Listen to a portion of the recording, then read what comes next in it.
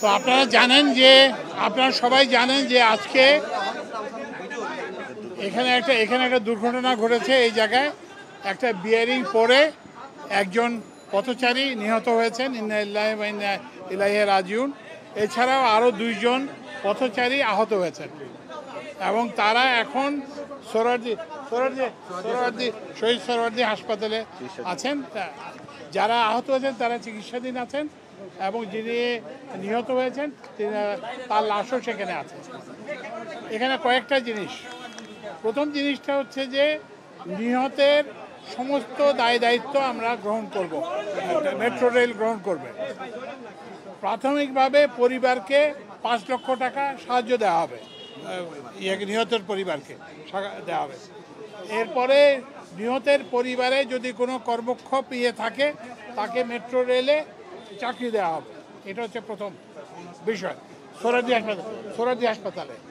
এবং এই যে যারা আহত হয়েছেন তাদেরকে আমি একটু পরে দেখতে যাব এবং তাদের জন্য যে চিকিৎসার জন্য যা কিছু দরকার সেটা আমরা করব। তৃতীয় যে জিনিসটা হচ্ছে যে এই ঘটনাটা কেন ঘটলো সেটার জন্য আমরা একটা তদন্ত কমিটি গঠন করেছি। তদন্ত কমিটির প্রধান হবেন ঢাকা মেট্রোর আগের যে ম্যানেজিং ডিরেক্টর এবং বর্তমানে আমাদের সেতু সচিব জনাব রৌফ।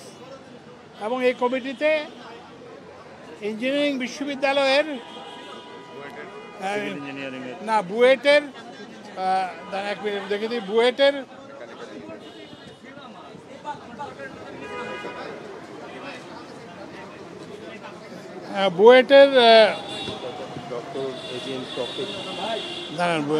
তোমাকে পাঠালাম না,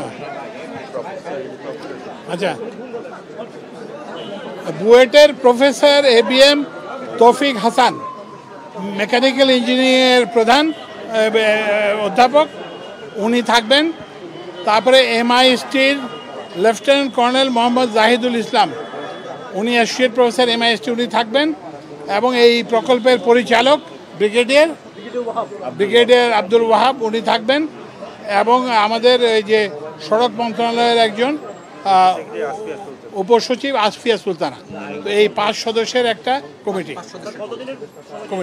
1 মাসের মধ্যে 2 সপ্তাহের মধ্যে কমিটি রিপোর্ট দেবে।